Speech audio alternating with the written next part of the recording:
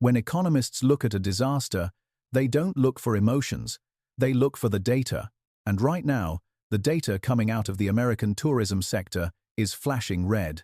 We are witnessing a textbook example of how a single bureaucratic decision can trigger a cascading economic failure. The subject of this failure is the new visa integrity fee, a policy that officially adds $250 to the cost of entering the United States. But to call it a fee is an economic understatement. In practice, it acts as a tariff on American small businesses. It acts as a barrier to trade for our service exports. And it acts as a poison pill for the one industry that cannot be outsourced: tourism.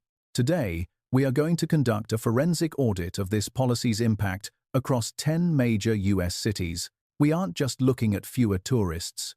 We are looking at the destruction of revenue streams, the erosion of profit margins, and the collapse of local tax bases. The projection is a staggering $21 billion loss in total economic output. That is not a rounding error. That is a recession-level event for the hospitality industry. Let's break down the math of this collapse, city by city, to understand exactly how a $250 charge creates a billion-dollar problem. Our analysis begins in Tucson, Arizona, a market heavily reliant on cross-border economic activity. In economic terms, Tucson is an export economy, where the product is the destination itself. Before this fee, the friction cost for a visitor from a non-visa waiver country was manageable. Now, with the total application cost approaching $500 per person, the price elasticity of demand has snapped. Data from local trade associations indicates a 32% drop in international visitor volume. Let's translate that percentage into hard currency. A 32% drop doesn't just mean empty hotel rooms. It means a 32% reduction in the cash flow that supports the entire local ecosystem. Tour operators in Tucson operate on thin margins, typically between 8 and 12%. When revenue drops by a third, those margins don't just shrink, they turn negative. We are seeing reports that 40% of local tour agencies have either halted operations or executed mass layoffs. This is the ripple effect in action. When a tour guide loses their income, they stop spending at the local grocery store, the local mechanic, and the local bank. The velocity of money in Tucson slows down, creating a localized economic depression in the hospitality sector. The visa integrity fee has effectively priced Tucson out of its own market. Moving northwest to Spokane, Washington, we see a different kind of market failure, a supply-side shock. Spokane's seasonal economy depends on a labor arbitrage model using J-1 visa holders. These are international students who come to work during peak seasons, filling roles that the local labor market cannot supply at the current wage equilibrium.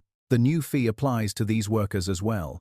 Economically, this creates a barrier to entry for the labor force itself. Why would a student pay nearly $500 in fees for a job that lasts only 3 months? They wouldn't, and the data proves it. J-1 visa applications for the region have collapsed by 40%. For business owners in Spokane, this is a supply chain crisis. Resorts and parks cannot operate at full capacity without this labor. One owner reported having to cap occupancy rates, not because of a lack of demand from domestic travelers, but because of a lack of operational capacity. This is an artificial cap on revenue. Assets that were upgraded with capital investment are now sitting idle, generating zero return on investment. When a business cannot sell its inventory, in this case, hotel nights and experiences, because the government has blocked its labor supply, that is a policy failure. Spokane is losing millions in potential revenue simply because the workforce has been taxed out of existence. We head south now to New Orleans, Louisiana, where the economic damage is hitting the event sector. Events like Jazz Fest are massive economic engines. They rely on the multiplier effect, where $1 spent on a ticket generates $5 in spending on food, lodging, and transport. But that multiplier effect is stalling. Ticket sales to international demographics have plunged by 40%.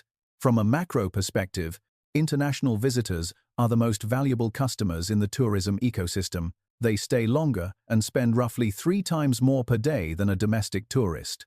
When New Orleans loses 35% of its international headcount, it is losing its highest margin customers. The street musicians and gig workers are the leading indicators of this crash. Their income is immediate cash flow from tourism. When that dries up, it signals a drop in discretionary spending across the board. The city's tax revenue, which relies heavily on sales tax and hotel occupancy tax, is facing a significant shortfall.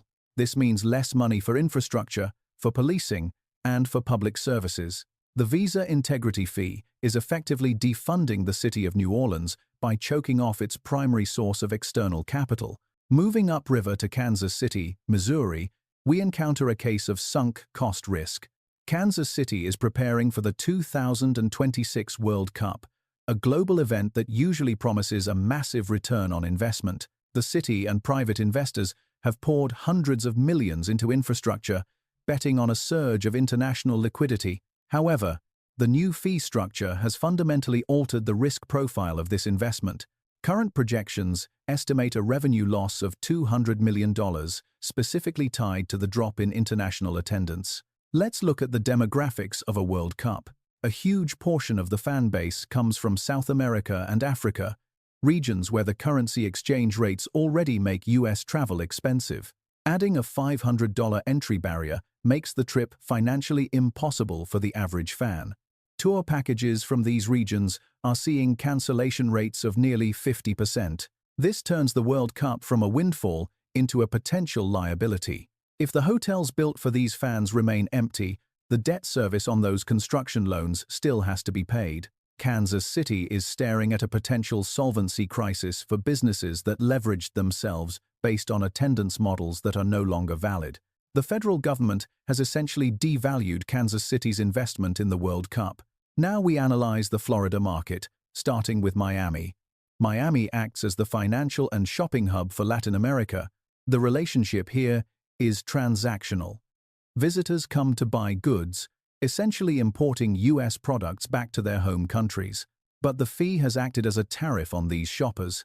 Visitor numbers from key markets like Brazil and Argentina are down 40%. This has an immediate impact on the retail sector. Luxury malls and high-end restaurants in South Beach are reporting revenue declines of 20 to 35%. This is a massive contraction in consumption. When retail revenue drops, commercial real estate values eventually follow. We are looking at a potential correction in the Miami commercial property market if these tenants cannot make rent due to the loss of international foot traffic. The visa integrity fee is not just stopping tourists, it is stopping commerce. It is breaking the supply chain of customers that keeps Miami's economy fluid. Just north in Orlando, the theme park industry is facing a dual shock to both demand and operations. Orlando is a volume business. It relies on processing millions of people efficiently to cover massive, fixed overhead costs. The decline in J-1 visas has hit the operational side, forcing parks to cut capacity. Simultaneously, the price sensitivity of international families has hit the demand side. For a family of 4, the visa fees alone now equal the cost of a week's accommodation. This destroys the value proposition of an Orlando vacation. The economic model of the theme park relies on per capita spending inside the park. When you lose the international guests, who historically have the highest per capita spend on merchandise and dining, you crush the profit margin. The theme parks will survive, but the surrounding ecosystem of small businesses, the motels, the souvenir shops, the diners will not. We are likely to see a wave of small business bankruptcies in Central Florida as this policy continues to bite. Let's move to the heavyweight economic centers, starting with New York City. New York is the flagship of the U.S. tourism economy. Its tourism sector contributes billions to the local GDP, but even a giant can bleed. The city is reporting a significant drop in international arrivals, which correlates directly with a drop in Broadway ticket sales and luxury retail performance. The concern here is the loss of competitive advantage. Global tourism is a competitive market. London, Paris, and Tokyo are actively competing for the same high net worth travelers. By adding a significant cost barrier and bureaucratic friction, the US is voluntarily surrendering market share to its competitors. The data shows that travelers are rational economic actors. If the cost of access to New York becomes too high relative to the value, they substitute the destination. New York's tourism board is now fighting a losing battle, trying to market a product that the federal government has made prohibitively expensive. On the West Coast, Los Angeles is seeing its Pacific trade route severed. Tourism from Asia is a critical component of the LA economy, but the visa process for many Asian nations was already rigorous. The added fee has made it punitive. We are tracking a 40% decline in visitors from non-visa waiver countries. This impacts the entire entertainment ecosystem. Studio tours, which are high-margin products, are seeing lower volumes. But the longer-term economic threat is the brain drain in the creative sector. International students are a major revenue source for LA's film and art schools. They pay full tuition, effectively subsidizing domestic students and funding campus facilities.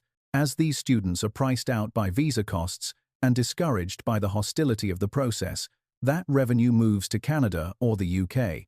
Los Angeles is losing its future talent pool and its current revenue stream simultaneously. Finally, we look at Chicago, Illinois. Chicago serves as a case study in the failure of economic forecasting. City officials presented data warning of this exact outcome, but the policy was implemented regardless.